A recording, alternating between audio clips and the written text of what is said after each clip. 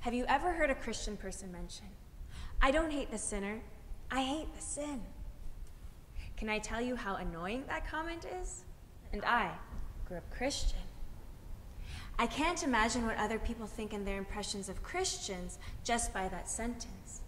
I can see why they hate these hypocrites who are called to love when pride and being right is what they tend to love and not their neighbor.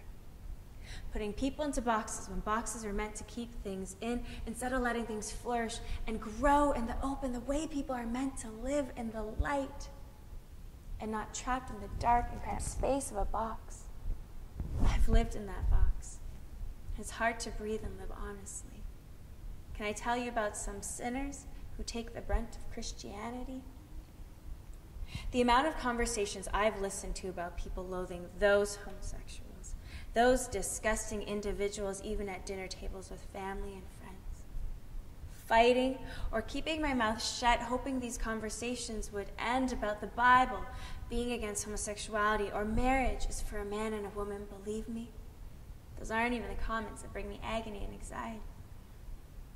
Like your favorite aunt, a second mother to you, saying she'd rather her daughter pregnant than gay. That pain makes my heart.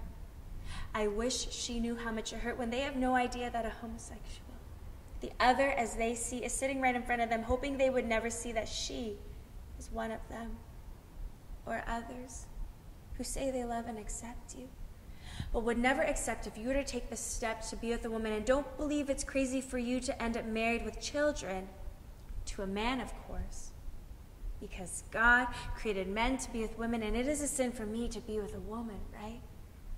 But I never chose this, nor would I wish it upon those who spread hatred. Well, maybe so they could see how heavy these shoes feel.